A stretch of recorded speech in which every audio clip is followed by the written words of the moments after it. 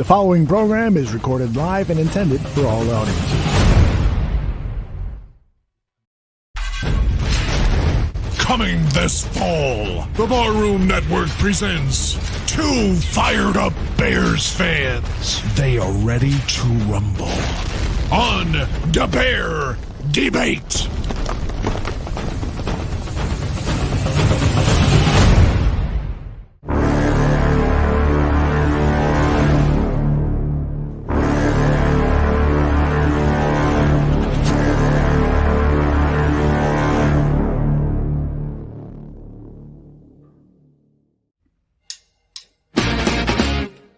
Hey everybody, it's Aldo Gandhi, and I just want to let you know really quickly that our swag shop is reopened. DeepDishTees.com is where you go, and that's tees with T-E-E-S. Clever name, guys. They're the new home of our merchandise. You can get t-shirts, you can get caps, you can get coffee mugs, you can get hoodies, you can get all sorts of good stuff, and you'll help out the bar room with the purchase. So head over to DeepDishTees.com.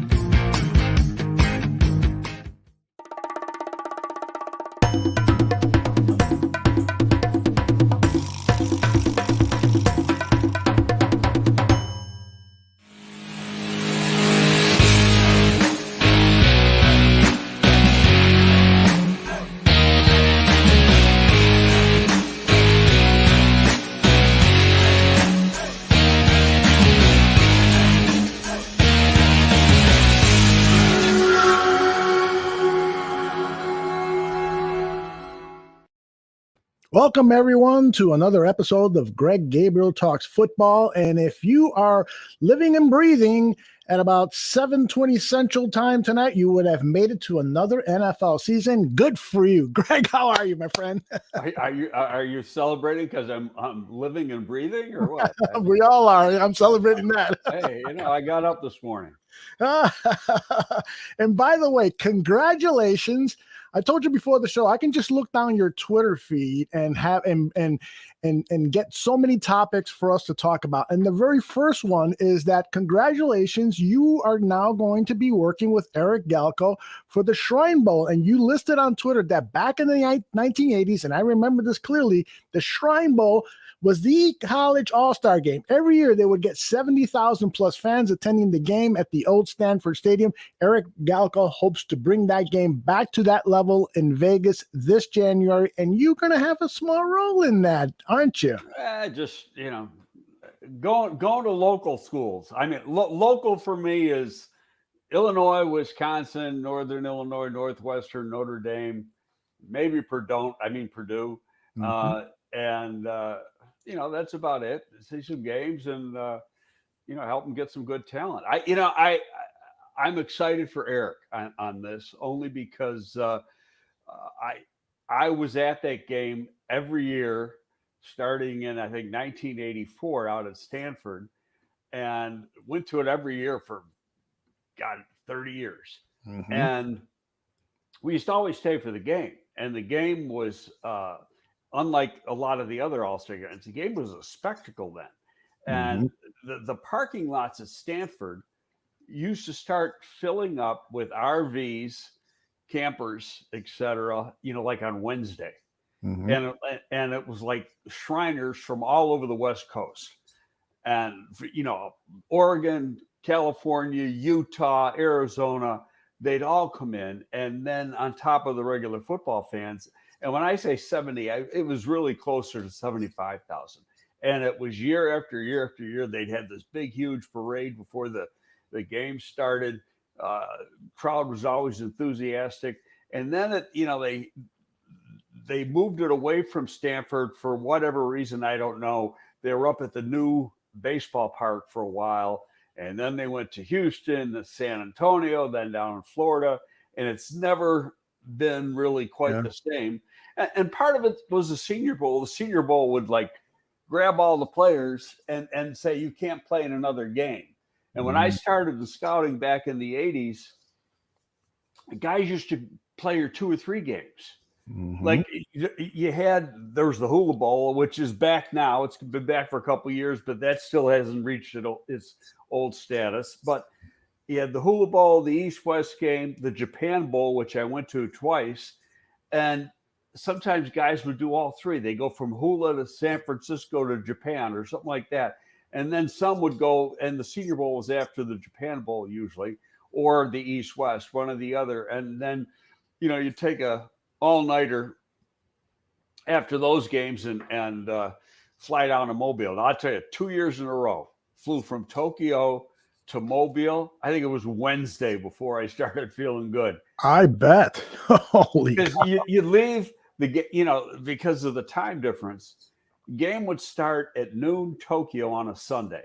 Mm-hmm. Okay. And so it would be like Saturday night here or something. Right. Like that. Right. Okay. And as soon as the game was over, you'd go to the airport in Tokyo, and then you'd fly to San Francisco and get on another flight in San Francisco, go to Atlanta, another flight in Atlanta, go down to Mobile. But with the first flight from Tokyo to San Francisco, you landed before you took off. In other words, you were taking off at like 6 p.m. from Tokyo, and you were landing at 7:30 or 8 a.m. My goodness. Sunday morning in San Francisco. Then you wait an hour or so to get your connection. By the time you get down to Mobile, it was getting late in the day, and you were just dead for 2 days. Well, you got a much easier assignment this weekend. You posted on Twitter that you're going to be heading to see the Notre Dame Fighting Irish play, and I got some highlights from their last game against Florida State. What did you see out of this Notre Dame team, and who are players we should be looking out for? Oh, in all honesty, I haven't studied their roster yet, and they've got a lot of underclassmen, and they can't play into in all-star games, and it's really kind of weird. And in talking to Eric, they haven't come to an agreement yet between the Players Association, the NFL, and the bowl games on what constitutes a senior this year. Because of last year. Remember, they went back and like last year didn't count. Right. So everybody, if you wanted to take an extra year, you got the extra year. Of course, the school had to want to bring you back. And then your scholarship number went up. So it's like, okay, so if a guy had 2 years of eligibility left last year, this year theoretically would be his last year of eligibility. But because of COVID, he may still have another year of eligibility. So is he eligible to play in an all-star game? Because guys who, underclassmen, and I think that's an archaic rule, they're not allowed to play in all-star games unless they've graduated. Once they've graduated, they're off the hook. But, it's something I think that I get it when we first started that rule, and I was on the advisory committee back then. It was really to try to keep kids in school and help the college game. But at that time, Aldo, there was only 35 or 40 underclassmen coming out, max a year. And then it jumped. And now you got like 120.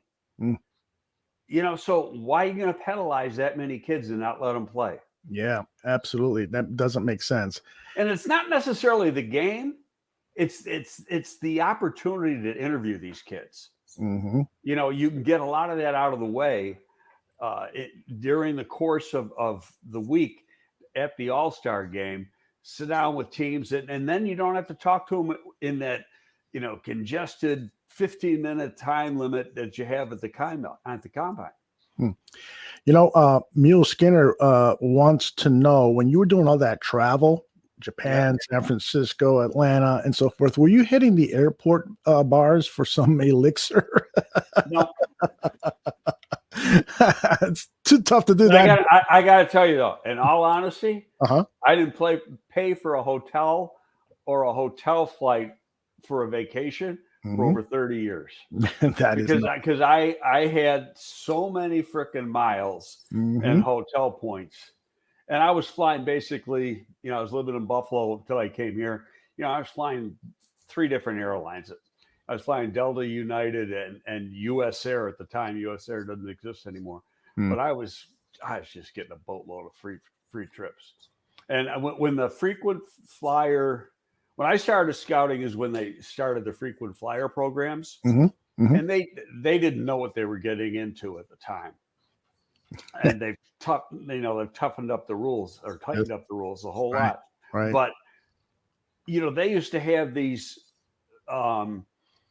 different what's the word I want? Say in the spring and in the fall, they'd have an extra thing where you really double dipped. You got your normal miles, and then you were getting free flights on segments. So like every 3 segments, you got a free ticket. Nice. When I was working out kids in the spring, I was picking up like 10 free tickets. Wow.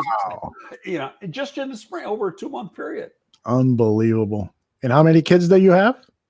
No, I mean, I was picking up. No, I know, but for those free tickets, you could take the whole family on a trip. Is my point. Well, no, you just turn in extra miles. You fly first class, especially if you got a long trip. Now you're talking. All right. You're talking. I mentioned that I took a look at your Twitter feed and you retweeted this Joe Banner tweet, and I wanted to get your thoughts on why you thought this was interesting. We have had multiple teams win and play in Super Bowls where GM and head coach weren't even talking. We have NFL front offices that don't get along at all and have won. Hasn't stopped many from saying that communication and collaboration are key factors in winning. Some head coaches actually thrive on the chaos. Tell me more. Well, I just, I saw that, 10 minutes before we came on air? Yeah, that's right. and we retweeted it. There's truth to it. Not every single front office is a nice bed of roses. There's people that don't like each other, but they can work with each other. Right. And that's the important thing. So, and sometimes it's a power struggle. Right. I mean, I can't say everything was always peachy. And when I was working here, especially later in the years, but hey, that's par for the course. Right. You work your way through it.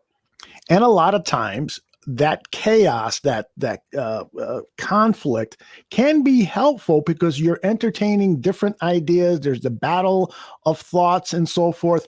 But as long as there is support for whatever the final decision is, then that's kind of the main thing, isn't it? Well, you got to remember this. Contractually, in most cases, I'm going to say, 95% of the cases, the head coach has control of who plays on Sunday. Now, the general manager, in a lot of cases, has control of the roster, 53-man roster. So he can have a guy on the roster, but the coach don't have to play him. So that's sometimes where you can get your bone of contention. And I know there was times here when, and I'm not going to say who the coach was involved in and stuff, but we wanted to sign a player and the coach didn't want the player, and the coach said, "You can sign him. I'm not going to play him." Well, then why sign him? Right. So I mean, yeah, the coach wins. So, and that's, to me, that's kind of idiotic because the coach doesn't even know the player, and you get the player in camp, and then you find out what he can do and what he can't do, and in that case, I guarantee you, the coach would have said, "He's pretty good," especially considering where he went, what he did after, the deal with us fell through. Right. Well, and you did share that story about Lance Briggs when Lovie Smith came onto the team and he looked at the board and the subject of Lance Briggs came up and he was concerned about Lance's speed. You told them, don't worry about it. This guy, Jerry and I mean, we're in the room and said, Jerry Angelo. Yeah, he was, Lance was a 4.77 or a 4.78 at the combine when he came out. And, Lovey had the important pieces of his defense when he came here. And this is, how he learned it under Tony Dungy when he was in Tampa, was you had to have a nose tackle and you had to have a 3 technique, and you had to have a will linebacker. Well, he had that 3 technique and he had that will linebacker in Tampa Bay. And so right away, when he came in here, we had those elephants across the line, from Greg Blosh's defense. And we got rid of all those guys. Mm-hmm. There was Ted Washington and Philip Daniels, all those, they're all. Daniels was a defensive end and he was about 320. And Washington was, we'll say nicely 370, 375. And then there was what was the other guy's name? Starts with a T. I'm brain dead here. Tommy Harris? No. We drafted, in that first draft, we drafted Tommy Harris and Tank Johnson, and we had Alex Brown from the year before. Right. And we went from and then we got a Gunlier, and we went from a totally different defensive front because we weren't playing a 2-gap game, we were playing a 1-gap game, and you had to have different kinds of players. But Lovey was just looking at the numbers and didn't know anything about Briggs, and didn't know that. Well, yeah, he might time 4.75, 4.78, whatever, but he played 4.55 because his instincts were superlative. Keith Traylor, right? There you go. Thank you, remember that interception when he was, stumbling down the sideline? A wonderful moment in Bears history, without a doubt. All right. I want to, before we talk specifically about some of the things with the Bears, actually, another tweet that you sent out, and you predicted that the Bears were going to be looking for a defensive tackle. And then hours later, Brad Biggs says that the Bears announced the release of Azuya Alufahi and Artavius Pierce, and in their place, Margus Hunt and Damian Square have been signed to the practice squad. You have any thoughts to share about Hunt or Square? Yeah, I both of them played in the league. They've had their moments. Are they great? No, they're filler pieces. Right. Okay, they're role players. Margus is different than anybody else they got on this team along the defensive line because he's like 6'8" and got this big, huge, long reach. He's pretty athletic. He can provide pass rush from that inside position as well as being outside. You can do a lot with him. But my whole thinking, and actually I might have put something out the day before, when Woods was first waived on Monday, right, and they officially signed Brashad Perryman, I thought that they might. I didn't know what they felt about this other guy, and I can't even say his name. So, Alufale or whatever it was. I thought, okay, they got him, and they're going to bring in another defensive lineman because you only got 5 on the roster. Right. Okay, Mario Edwards is out on suspension for 2 weeks. At 5, you got to have more than that. I mean, just for practice, you got to have more than that. Yes. So I thought that Woods might be the odd man out, but they kept Woods and got rid of Pierce and this other guy and brought in 2. But I thought all along that they needed 2 defensive linemen on the practice squad, and that's what they have right now. And the one guy, you got the third guy. I don't have the practice squad right in front of me, but you got the third guy who is a rookie, Kamara, who can play actually down or outside. So for practice purposes, he can do both. Very good. All right. Another thing that I want you to help us fans understand is the NFL injury report. It came out yesterday, and we saw, the startling news that Eddie Goldman is nursing some ankle and knee injuries or whatever. And again, Quinn and Mack are on there. And immediately, everybody gets up in an uproar. You're going to see Quinn and Mack on there every week. Right. Okay. So if you got to, theoretically, if the guy's got a hangnail, you're supposed to put it on the injury report. So some teams purposely overdo it. Okay. But go back. Mack hasn't practiced a full week since he's been here. Yeah. Okay. And they gave Graham a day off yesterday. Well, it's because they don't work on the part of the game on Wednesday that he's going to be important.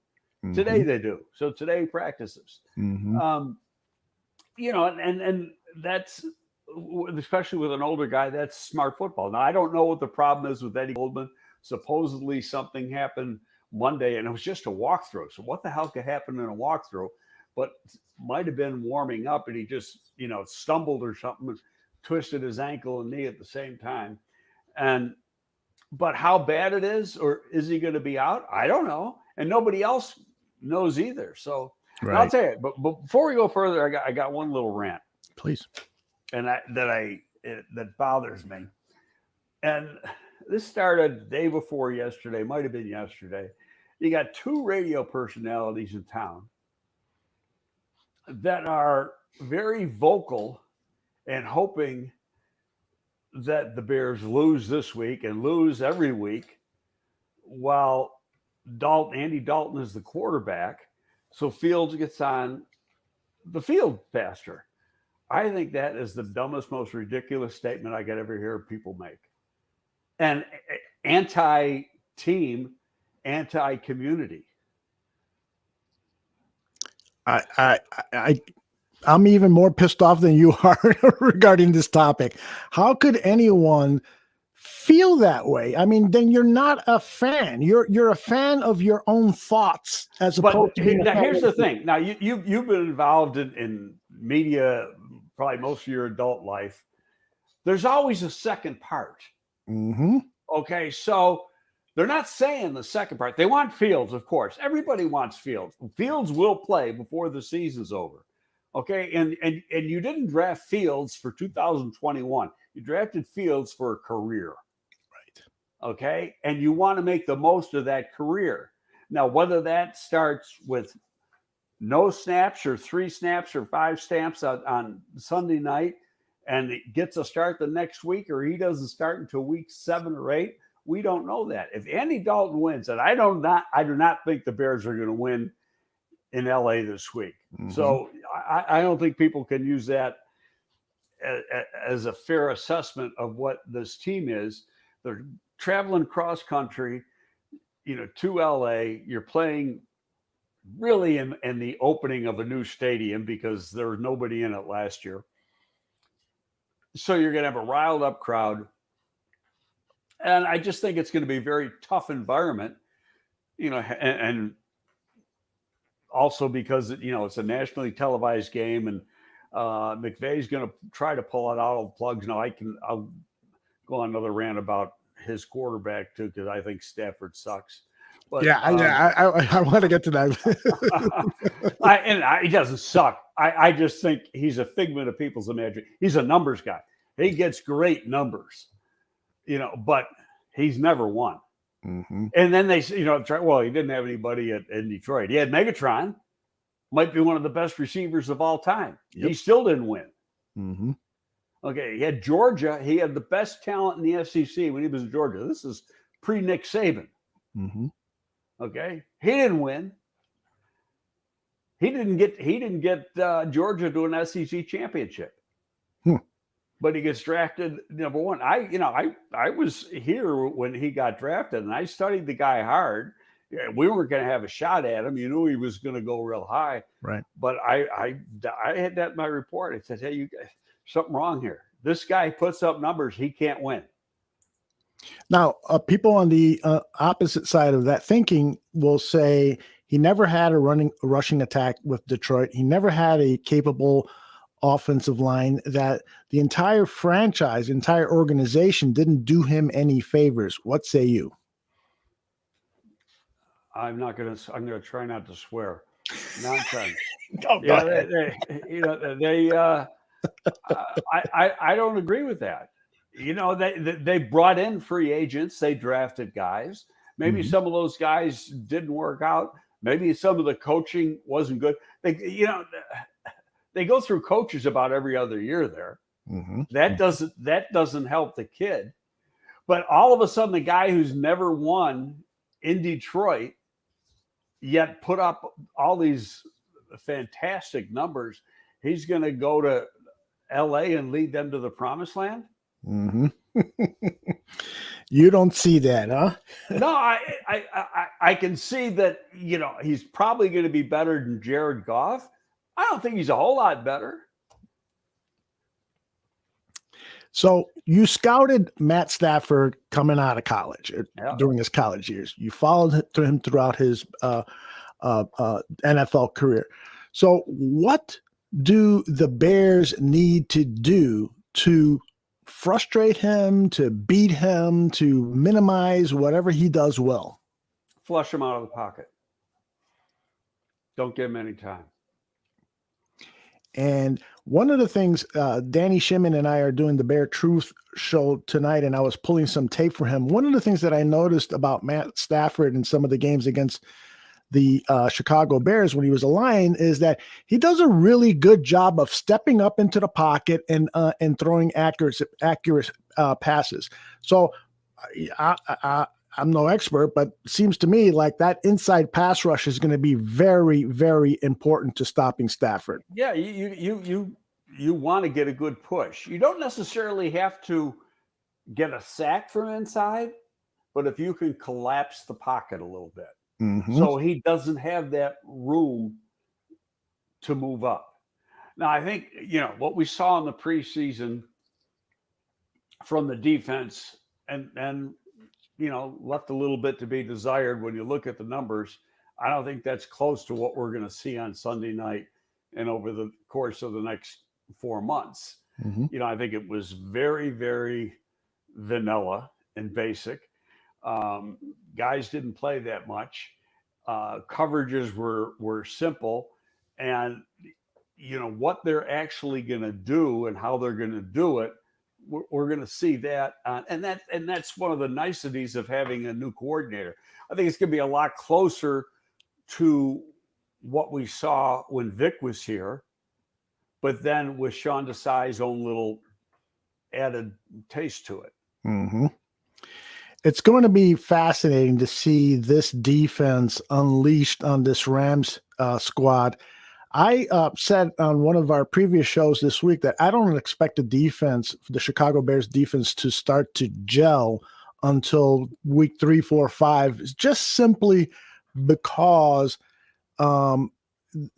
we've got so many kind of new pieces at the defensive back position. I mean, Jalen Johnson played 12 games last season.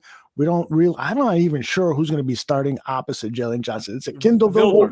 Yeah, that's a lock. Okay. Yeah. So all of this brilliance that Sean Desai is supposed to bring into the defense, I'm not sure we're going to see immediate results. It could take some time. What are your thoughts on that? They've had 6 weeks of camp since the day they reported. Correct. Again, they've been working on a lot of this stuff all during camp that we never saw, in preseason games. So and really when you look at it, there's going to be 2 main changes in the defense: the one corner position and inside linebacker. So Ogletree will be in instead of Danny, and you're going to have Kendall Vildor in there instead of Fuller. So you got 9 out of 11 is going to be pretty much the same. And if Goldman does play, it's really that's an honest 9 out of 11 because he didn't play last year. Okay. So, and if he can't play, Blackson will probably start off at the nose, and one of those 2 guys they signed will be brought up to play for in the game. Interesting. With Goldman and Trevathan likely out, Trevathan's definitely out. Goldman may be out. Do you think that the Bears are going to be more suspect versus the run, that the Rams will be able to run on this team? I think they're going to try to run. And part of that I think is going to be what Sean does, what he designs, how he uses his front to stop the run. Right. Okay. And then go from there. I'm not into prognostication and things like that. That's not my shtick. So I just, I'm looking forward to see. I like the suspense of looking forward to seeing what's going to happen because I never put any stock in the preseason. I haven't in 20 years. Yeah. And I've learned not to. You can put stock into practice if you're watching practice every day, but who gets to watch practice every day? Not many people anymore. Okay. So, that's always limited too. So, but I do believe Vildor is going to be a lot better than the question is the unknown because he hasn't played that much. Mm-hmm. Well, I go back and I look at his college tape. His college tape was damn good. I don't know how he lasted to the 5th round, other than he played at a little lower level of comp, low Division I at Georgia Southern. They were FCS at that, or not? They weren't FCS. They were FBS, but it was at a lower level. They didn't play a lot of top Division I competition, but he could support the run.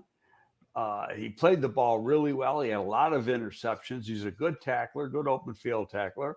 Well, hell, that's what you want, Mm-hmm. in the league. So, the traits are there. His workout numbers were top off the chart numbers. He's a sub 4.45 guy. He can jump high. He's only 5'10", but he's got 32.5-inch arms. Yeah. So pretty that cool. allows him to play at about 6 feet. Mm-hmm.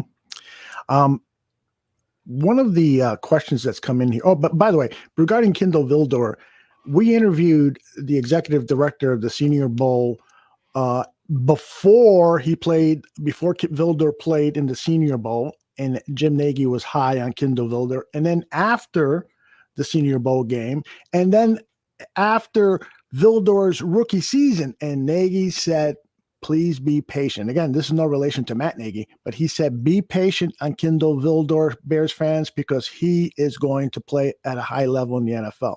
So that's a pretty good endorsement. Nagy saw the same tape I saw.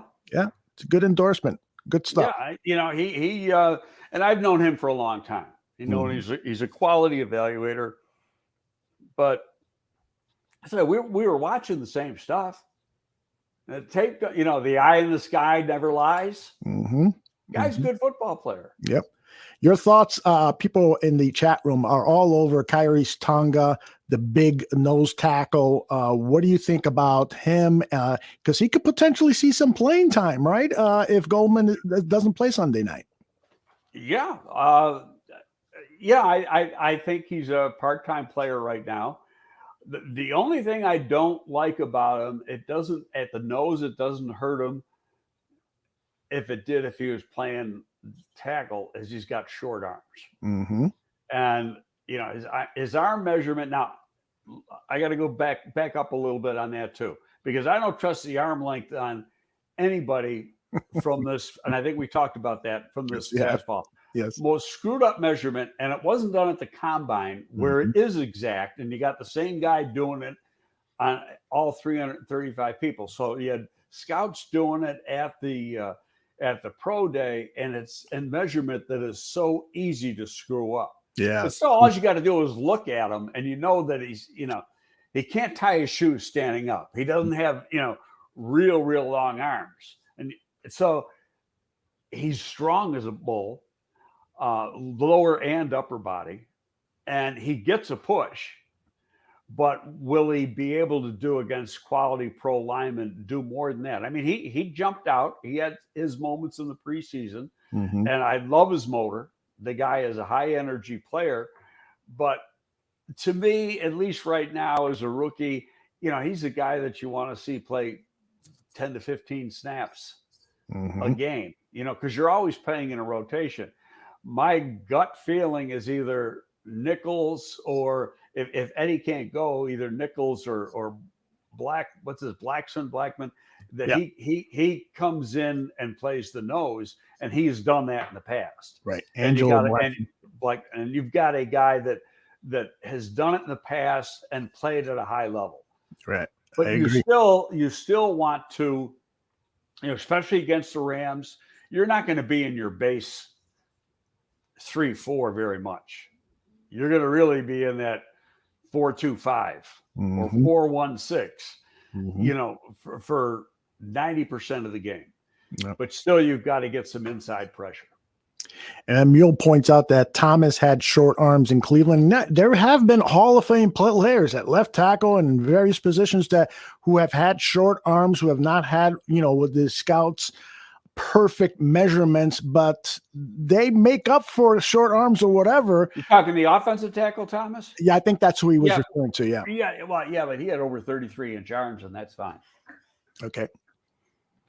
Now, I want you to comment on what Tigger Killam said. He says that he fears the Bears' Matt Nagy doesn't understand how to use quarterbacks. Did everyone else see how Trubisky played for the Bills in that preseason game? Your thoughts?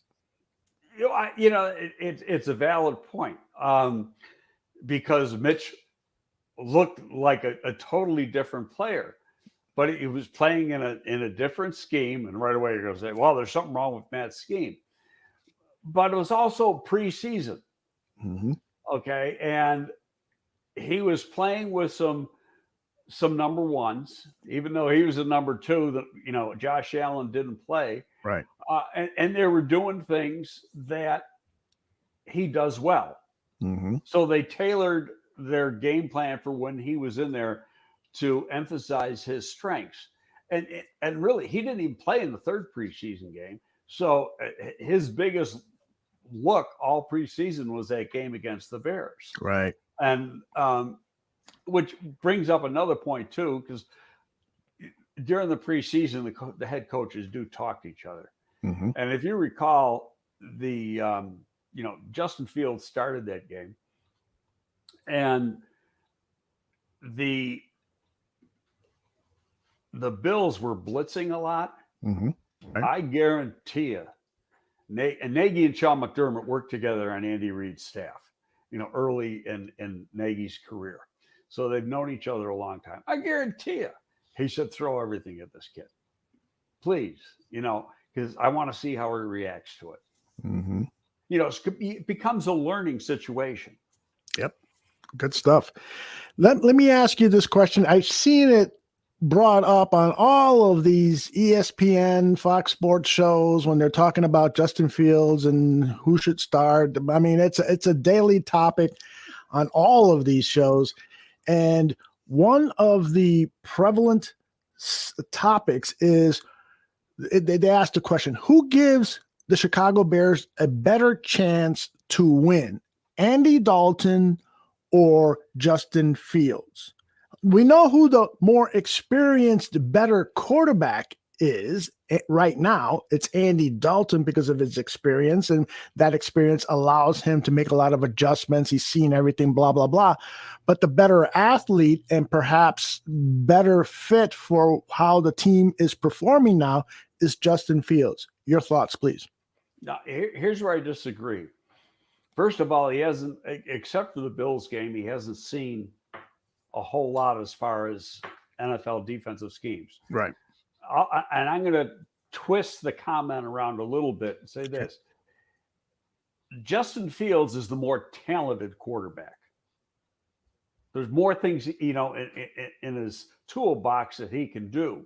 Got a stronger arm. He can make plays with his feet, but he can't read a defense yet. Okay, and that's Andy Dalton is the better quarterback right now.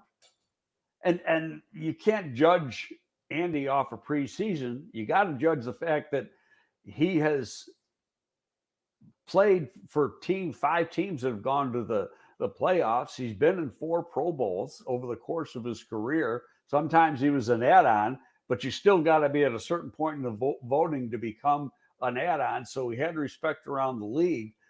I don't want to throw him out before you see what he can do.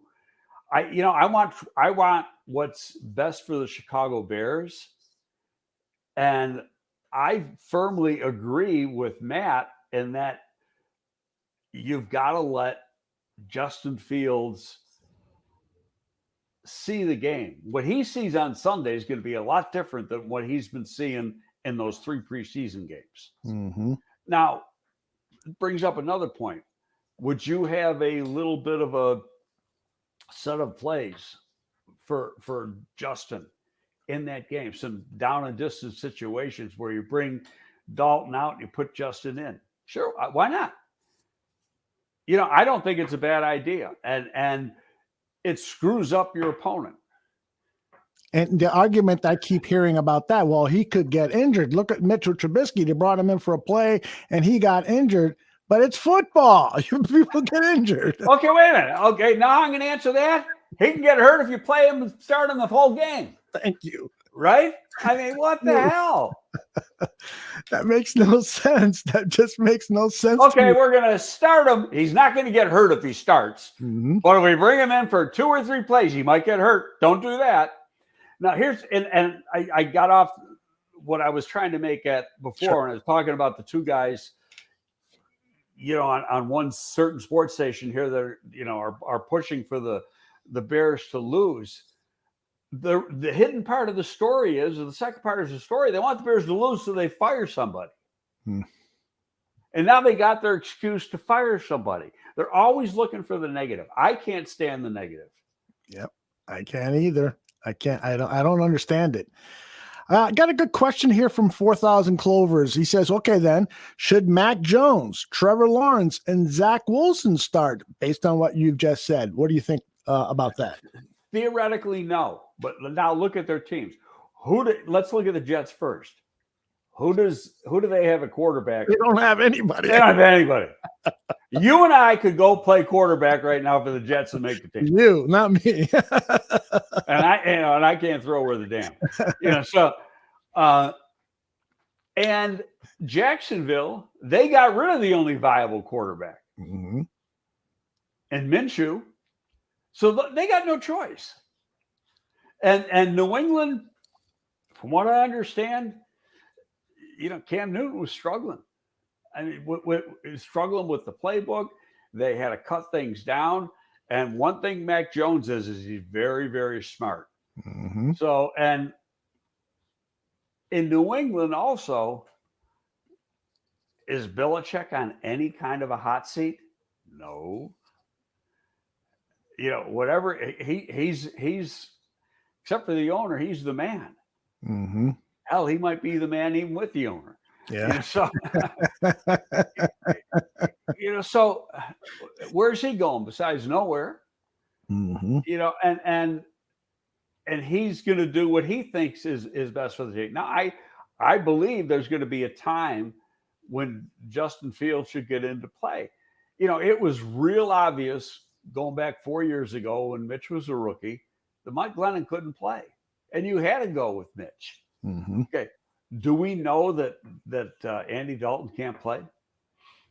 Well, according to 4,000 Clovers, he says, yeah, Dalton is that bad. And our atrocious offensive line makes it a better argument to start the mobile Justin Fields. Now, I disagree with 4,000 Clovers. I don't think. Yeah, why does he say he's that bad? How did he get to 4 Pro Bowls and get some average teams in the playoffs 5 times? Mm-hmm. Yeah, Now I'll go back to my one statement that I've used. When we use in grading pro players. You can win with him. You can win because of him. Mm-hmm. Andy Dalton is not a guy you win with or you win because of. You win with him. He's going to be part of the whole cast. Okay. And he's smart enough. If you want to give him that bad term and call him a game manager, that's what he is. You go back and look at his tape for Dallas last year when Dak got hurt. He wasn't bad now. He wasn't. He won 3 of his last 4 games, and those 3 wins, he threw 2 touchdowns in each game. And in the game that he lost, he was sacked 6 times. So that may be an argument to insert a more mobile quarterback. But even, if you have and the Cowboys' offensive line sucked last year. Yes, they did. Now you're going to let's look at this one. Everybody say, well, the Bears' offensive line is going to suck. Well, we haven't seen them yet. Daniels played 1 game, half of 1 game. Affetti's played half of 1 game, 21 snaps each. And the same with the left tackle. So the only guys who have played have been Mustafa and Cody Whitehair. Okay, last year, you had a bunch of people playing right guard because Daniels got hurt. Mustapher was at center, Whitehair was at left guard, and Fetty second half of the season was playing right tackle. They didn't block too badly. Okay, and you had Leno on the left side. Now everybody says, well, you shouldn't have got rid of Leno. Well, hell, I can go back to doing this show last year and people were screaming for Leno to get cut all the time. Am I wrong or right? No, you're wrong about that. I mean, you're right about that. Yeah, okay. So I just think that, they're going to be better. Now, do you have to worry about Jason Peters a little bit because of his age? Yeah, you naturally got to do that. But, like I'm the only guy in the room that's been around Jason Peters, and that was in Philly. Now, granted, it was, a few years ago, but the guy knows how to play. Mm-hmm. And I think I mentioned this last show or 2 shows ago. He's 2 months younger than the guy playing left tackle for the Rams. That's right. And he's been to a few more Pro Bowls. That's right. Very good point. Very good point. Lots of great comments. I wish I could get them all in, but I need to move on. One comment here that it was part of my thought process in asking you was about David Montgomery. 4,000 Clover says that I hope that at least Monty's going to get 20 to 25 carries, but no one really thinks that's going to happen. Well, it could happen if they get off to an early lead. Then Matt Nagy then tends to be a little bit more supportive of the ground game. But if they get off to a slow start score-wise, then Montgomery will rarely touch the ball. No running back will, right? Right, but I think the plan is for Williams to be playing a lot too. There's going to be a rotation going on there. Interesting. You might even see Khalil Herbert in there. And, fantasy people won't like that because, they want to see the guy get a bunch of yards and help their fantasy team. Mm-hmm. But, we've seen what Williams can do. The last time he stepped on a football field, he should have been MVP in a Super Bowl. Mm-hmm. Okay. He catches the ball very well. He's extremely fast, better outside runner than inside runner, but he gives you a lot in the passing game. And right now with Tariq Cohen out at least another 6 weeks, he gives you something in the pass game when a running back is in the game that you don't. And Montgomery's a good receiver, but I don't think he's as good a receiver as Damian Williams. Yeah. And so I think, and I'm throwing a dart at the wall here. I admit that, but I think you're talking more 15, 18 carries, maybe 20, 22 touches total for Montgomery. But I wouldn't be a bit surprised if Williams has another 10 himself. Yeah, between receptions and runs. Yeah, it's going to be interesting to see how that distribution between the running backs is. And then hopefully Tariq Cohen comes in. That'll make it even more interesting. And when I say in, I mean later in the season. Right. And then the other thing that, at least from an offensive standpoint, is what we haven't seen in the preseason is Mooney's the only guy who played the preseason. He played, 2 plays? Mm-hmm. Mm-hmm. That was it. Yep. Yeah, we didn't see Robinson. We didn't see Goodwin. No, we saw the guy they picked up from New England. He played. You haven't seen Rashad Perryman. So how they're going to adjust the passing game to these guys, we haven't seen, and it's a guessing game for the Rams because they don't know what the Bears are going to do. I want to talk about Sam Mustipher because over and over again, I'm reading in the chat, and you and I have talked about this in the past. We talked about it last week, as a matter of fact. But people were just saying that he's being pushed back into the defensive backfield. And I'm not saying that doesn't happen, but it happens because you're going to get pushed back into the backfield. The point is how far you're going to get pushed back. Help me help me understand what people are seeing here, that they're so low on Sam Mustipher's strength. I think part of it was he was a free agent coming out of college. So right away, he must stink. Mm-hmm. There's a lot of interior linemen in the NFL that were low draft picks and free agents. Sam was a 3-year starter at Notre Dame. He's bigger and stronger than he was at Notre Dame, but he was like, the centerpiece, the glue of those good lines. He's technique sound. And you talk to people that understand line play. You can talk to Olin, you can talk to Duke Merriweather, people like that. They all say the same thing. Guy's a good football player. Mm-hmm. Now, does he give a little ground in pass pro sometimes? Yeah, they're not an offensive lineman. You won't see Jason Peters really give ground. He can stonewall some people. He might get beat on speed, but he's not going to get bull rushed. Right. But he's not getting pushed back into the quarterback's lap. That's a big difference. Yep. You give up a yard or two, so what? That's key. And it's also key that Matt Nagy dedicate more faith to the run game. Every time they lose a yard or two in a run game, it's like you won't see another run play called for a long time. But play calling is something that we won't get into. Although unless you have a comment regarding Matt Nagy's play calling. No, I hope you learned a lesson last year, because I thought Bill Lazor did a good job calling games the last third of the season or last half of the season, however long it was. Mm-hmm. And, so maybe Matt has gotten away from some stuff. Again, we don't know, because you can't use, I keep repeating myself, you can't use those 3 games in preseason as an indicator of what's going to happen. And again, just throw out the receivers there, and that makes the offense different. Mm-hmm. I think with Andy Dalton, you're going to see a lot more quicker passes than we ever saw, the last 3 years with Mitch. Mm-hmm.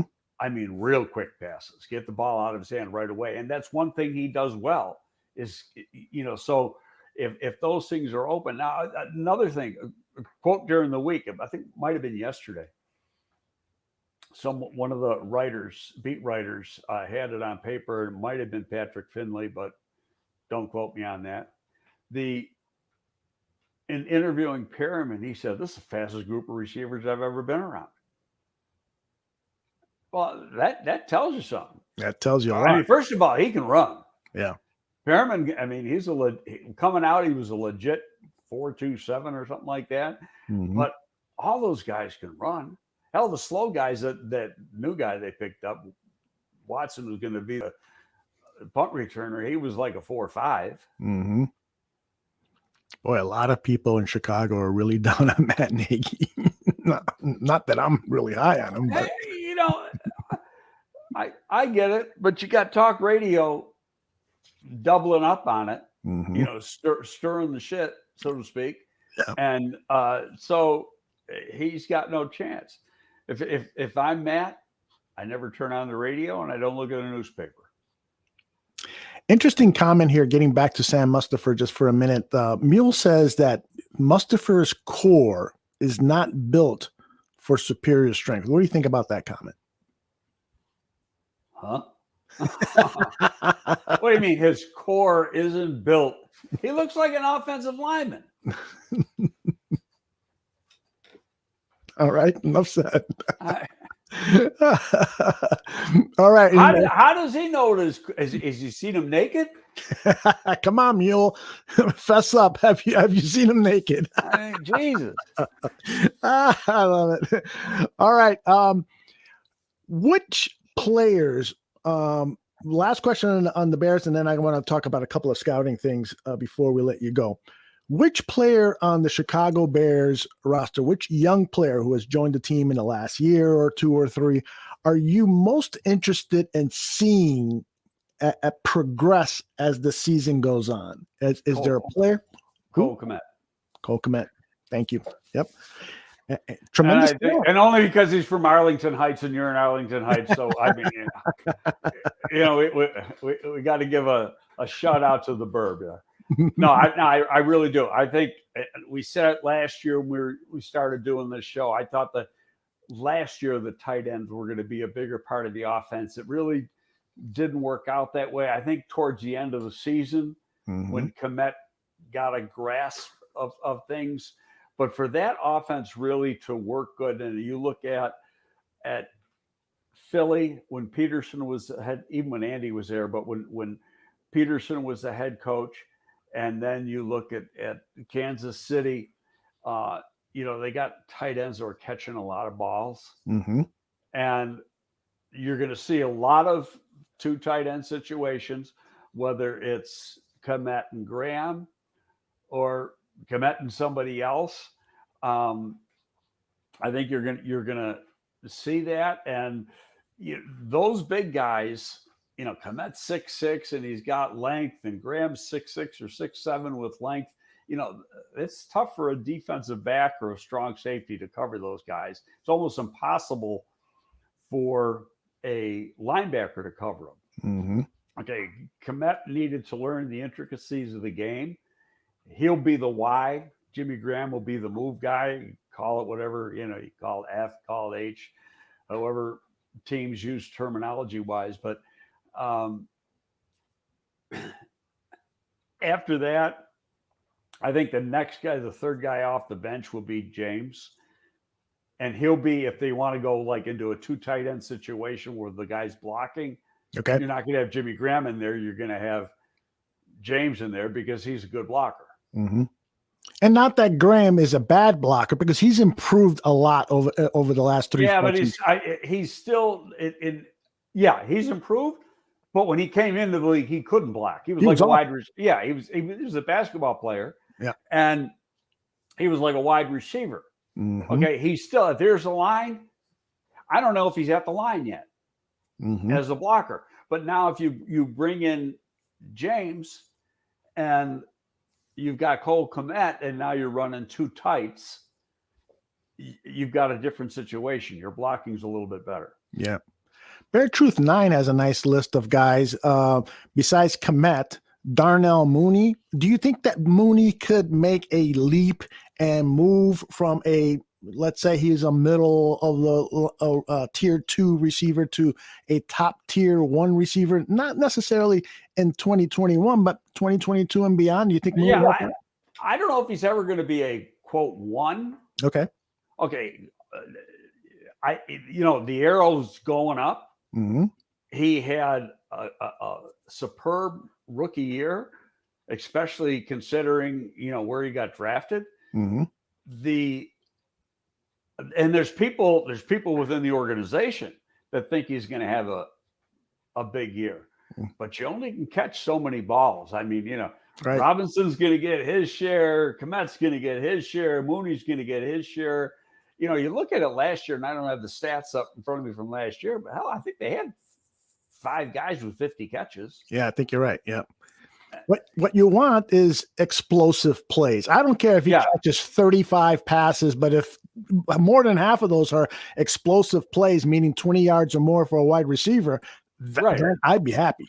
You want to look at average per catch. There you go. And the average per catch, even though guys were catching balls, the average per catch was down.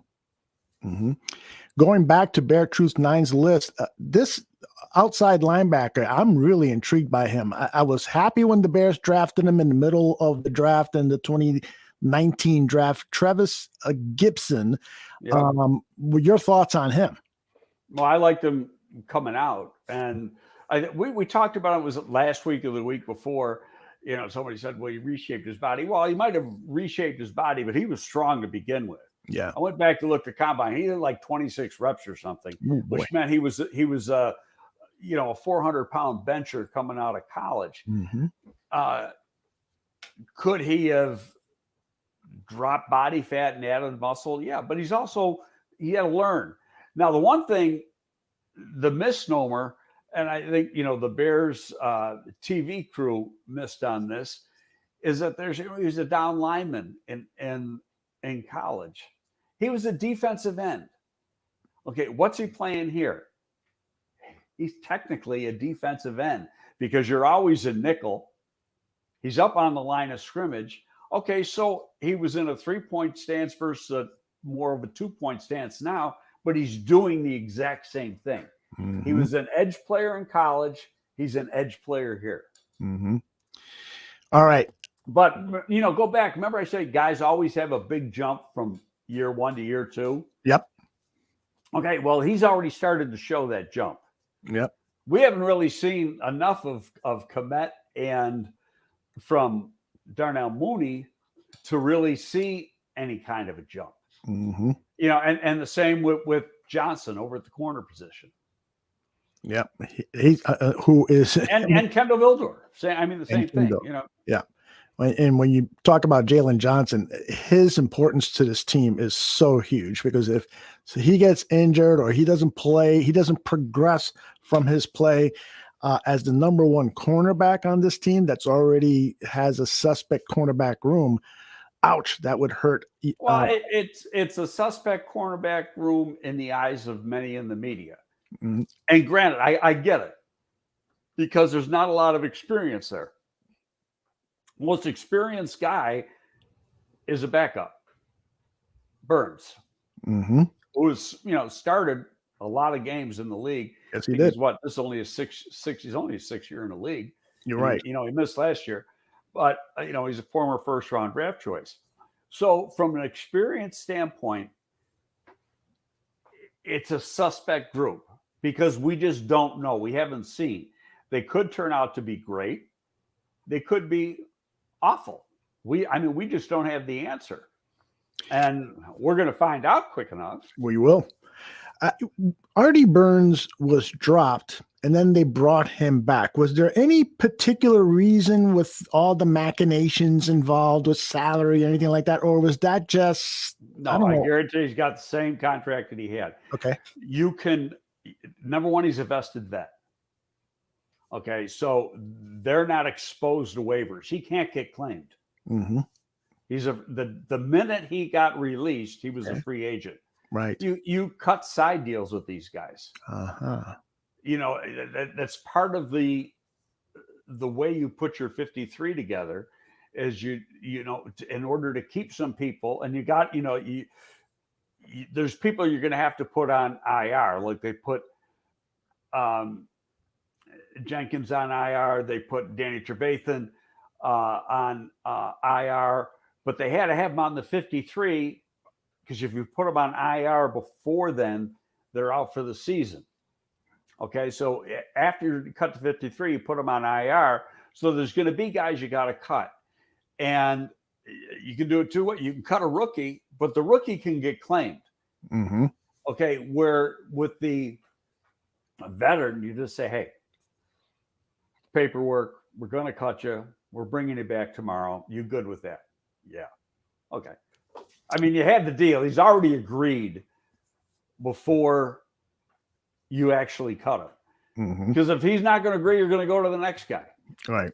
You're going to find somebody that you can cut and going to re-sign 2 days later. Remember a few years ago, there's a guy that used to cut every Friday? Yes. Okay. It was... He never lost a penny. Yeah. Because if you're on the team after Tuesday, you're getting paid for that week. There you go. All right. The last question I had for you, and throughout the season, I'm going to ask you questions relating to scouting departments for NFL teams. Nobody knows it better than you. So what is the scouting department for an NFL team doing today and for the next week or two? Oh, the next week or two or the next 12 weeks are doing the same thing. They're out on the road. You couldn't really make school calls last year because of COVID. So now you're making school calls again. So they're making school calls. They're going to practice. You don't have to spend the one thing that's different from when I started in the league is, and this is just within the last 8 years, that you don't have to necessarily go to the school to watch the game tape. You go to the school, you can sit in your hotel room and watch the game tape. You get last week's games are already downloaded into the system so they can watch them. Okay, those are in the system usually by Tuesday. Okay. So all the games that were played Friday and Saturday last week, the Bear Scouts had those, in the master system at Hallis Hall, and they had access to it earlier in the week. So if you don't want to go in and sit in a room with 10 other guys and bullshit, and I used to try to get into a room all by myself, so I didn't have to put up with that. I want to concentrate on what I'm doing, not bullshit with a bunch of guys. But you can do that from the peace and quiet of a hotel room now. Mm-hmm. Then you go back, you find out ahead of time, okay, when's the pro liaison and the trainer and the strength coach going to talk to the scouts? Okay, and you make sure you're at the school then, and then you go to practice and on to the next place. And then, it's some teams don't make it a prerequisite to go to games. When I was with the Giants, we had to go to games. We often went to 2 games, went to a afternoon game one place, and then there's a night game that's within a couple-hour drive. You went to the night game later on. I mean, wore your ass out, trust me. I bet. The easiest ones for me were like if Michigan played in the afternoon and then Eastern Michigan at night. The stadiums were like 10 miles apart, but it's not always that easy. Yeah.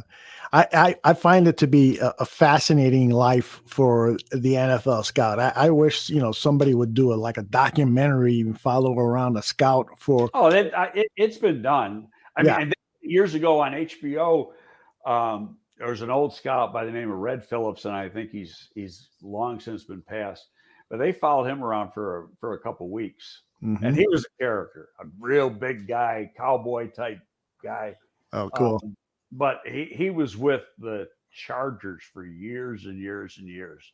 Now, how good of an evaluator he was, I don't know. I mean, you never know until you're really with a guy. You can see what his work habits are at a school, how diligent he is. Is he a guy that flaps his jaws all the time, or is he a guy that, sits quietly, takes his notes, and doesn't say boo? I'd rather have that guy. How is he when he's watching practice? So you can see the work habits, but until you read a report, you really don't know how good he is. I got tons of scouting questions for you. We're going to spread them out throughout the football season. Well, one thing I got to bring up, the one big difference from this year, or from last year to this year, and it started last week. Decision makers, GMs, couldn't go to games last year because they were under the COVID protocol. They had to travel with the team, couldn't leave the hotel room or the hotel, team hotel, couldn't have anybody in the hotel. They couldn't go to games, so they couldn't do it. So now, like last week, everybody was out. Especially because he had a cut on Tuesday. And so, you had the time then. You had your roster set, and then on Friday you could go travel, go to a game on Saturday. I know being the Bills GM, I might have mentioned this last week, he had 5 games he went to over the weekend. Ooh.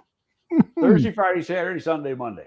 Wow, man, I've got tons of questions, but we're going to spread them out throughout the season. We'll always carve out a little time on this show to talk about the scouting profession and what you're hearing and what you're seeing as a scout, so that we can keep our eyes on the upcoming draft, which is a favorite topic for all of us here at the Barroom Network. We're also going to be on this show now starting next week. We'll be on the day after the Bears game. So the next time Greg and I talk and you folks join us in the chat room is next Monday. I think it's going to be around 11 o'clock, 11:30-ish, whatever you decide, Greg, but we'll let people know as early as possible on our start time. The best way to find out what time we start is to hit the little bell that you see underneath your YouTube screen. It'll send you a reminder so you won't miss any of the fun. And of course, all of these shows are available on demand. Greg, I'm not going to ask you for a prediction on this upcoming game because you don't do I already said I don't think they're going to win this week. Yeah, but I hope they play strong. I told you it's going to be a tough place to play. You're going cross country. There's a lot of question marks. I hope they play a good game. I hope they keep it close, but I'm not expecting them to win. I'll tell you what, if they do win and Andy Dalton plays good, what's talk radio going to do next week? They're fucked. Excuse me for saying that. But their whole narrative for the last 6 months has gone out the window. I love it. I love it. But one thing, though, because you're talking about scouting, I just want to bring it in. It's a good thing because some people, wanted to complain that the Bears gave up a number one in order to get Fields, even though everybody agrees it was the right thing to do. I'll tell you, I'm not so sure about this quarterback class this year. The guy who was supposed to be the top guy, the guy from North Carolina, he stinks.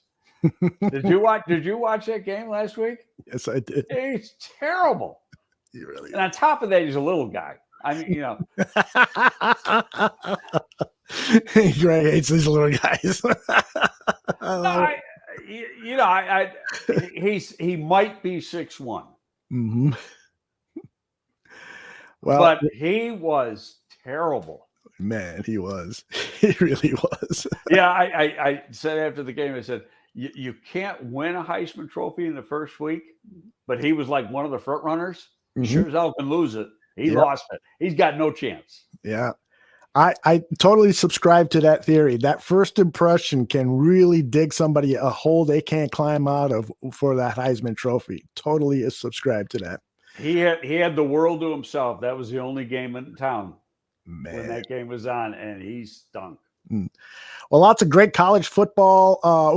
Is there now? You're going to Notre Dame for Saturday's game, but outside of that, are there any college football games that you're telling me, Aldo? Make sure you take a look at. I don't have. I would have put up the schedule if I knew you were going there. So let's do that next week. Okay, for sure. I'm going to tape my University of Buffalo against they're playing at Nebraska. Mm-hmm. And now Nebraska beat Fordham, which is like a Division III school. Mm-hmm. Last week they killed them in Lincoln. But did you see any of the Nebraska-Illinois game? Yeah, well, okay. Yeah, that was a great win for the Illini. But then the Illini showed what they really are the next week. Oh, my goodness. So how bad is Nebraska? That's right. That's going to be a fun game. And Buffalo won 69-7 last week. And so, they got a new head coach because the guy who was there, Lance Leipold, is a friend of mine. He went to Kansas. Why he went to Kansas is beyond me. That's one of the worst jobs in America. But, they gave him a lot of money. His retirement's set now. Yeah, that's why he went to Kansas. I would have sat around for a better job. I would have waited another year. And if you look, he got that job because of the problems, they had with the coach back at LSU when he was at LSU. Mm-hmm. He didn't get that job until March. Mm-hmm. So otherwise he would have been at Buffalo again this year. But they brought Mo Lundquist in at Buffalo. He's been a pretty good coordinator around college football for a few years and African-American guy. And, he came out big. He's put together a pretty good staff. So Leipold got him to bowl games the last couple of years. I'd like to see the same thing happen, but when Leipold left, like 5 kids went in the portal and transferred to Kansas. Yeah. Well, from Buffalo. And that's another topic I'd like to broach with you, this whole portal thing and how that's changed. It's college free agency. Yeah, exactly. It's the start of that. So we'll delve into that and many other topics here on Greg Gabriel Talks Football. Another great show, Greg. I learned so much when you and I get this chance to chat, and I want to thank everyone who joined us live. If you want more football talk, Danny Shimon is on at 8 o'clock. He's going to review some tape. And if you want some baseball talk at 2 p.m., it's the Parisi brothers talking Cubs, Sox, and all the latest Major League Baseball news. Greg, Gabriel, we'll see you next Monday after the Bears upset the Rams. Sounds good. Okay, brother. Bye-bye. Bye.